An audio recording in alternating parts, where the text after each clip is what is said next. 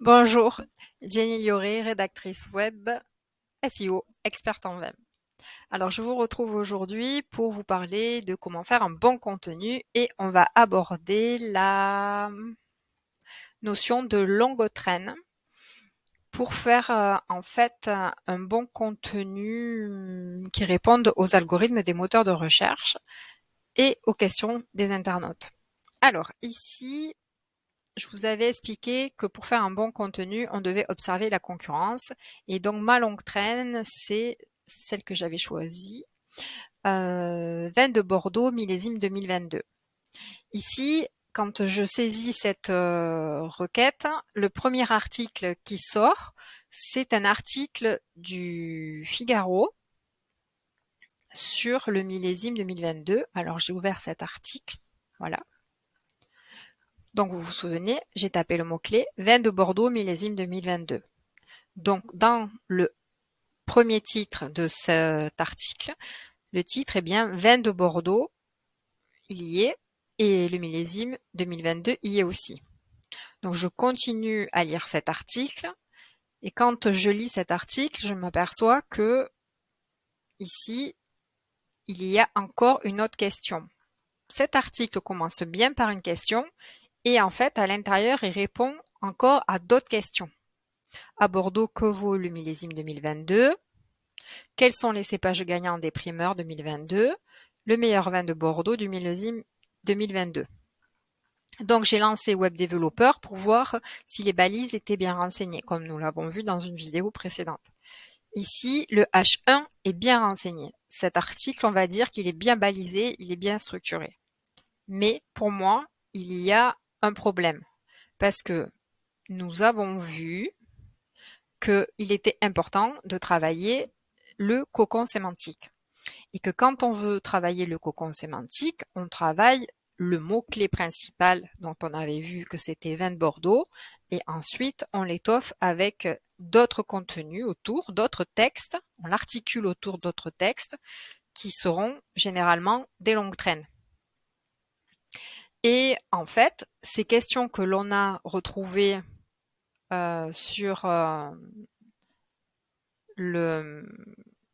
l'article du Figaro, il est composé de plusieurs questions. Alors, il y a 2022 serait-il le millésime du siècle? À Bordeaux, que vaut le millésime 2022? Quels sont les cépages gagnants des primeurs? Et il y en a encore même une quatrième. Donc, il y a 4 titres et 3 questions.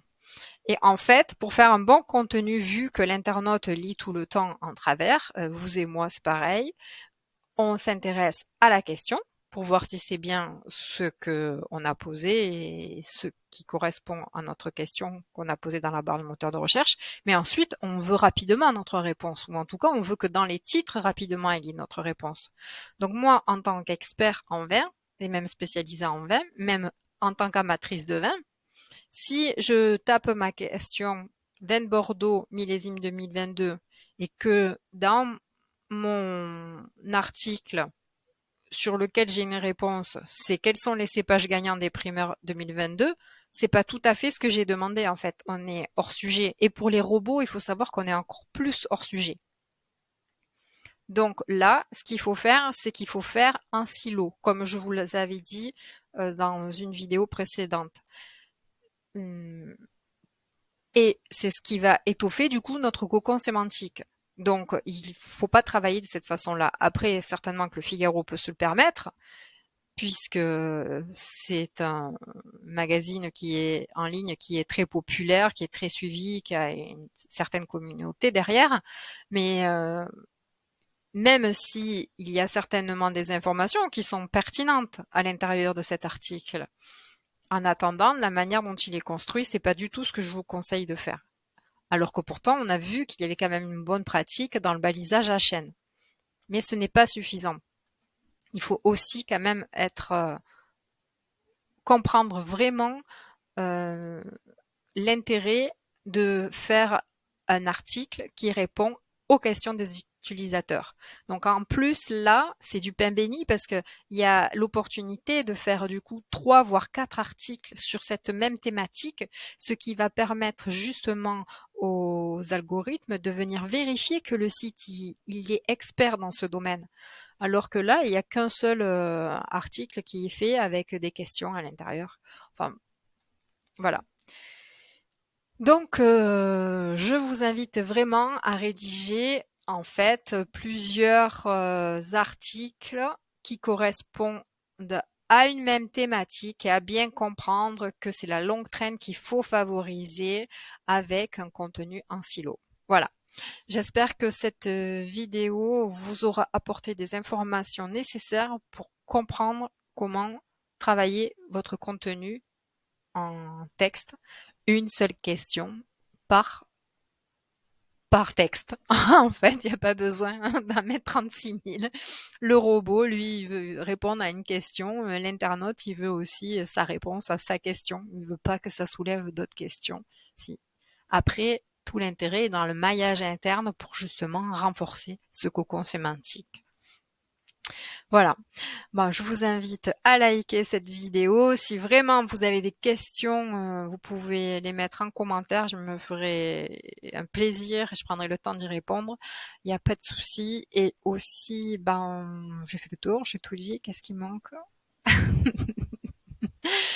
Je vous souhaite une bonne fin de journée. Ah oui, peut-être que c'est ce qui serait important que je vous en parle. Je fais un atelier en ligne individuel spécialisé pour les vignerons pour justement travailler focus que sur le SEO on page de votre site avec les bonnes pratiques et justement améliorer toutes vos connaissances par rapport à ça, surtout si vous faites votre site vous-même et si vous créez vos articles de blog vous-même.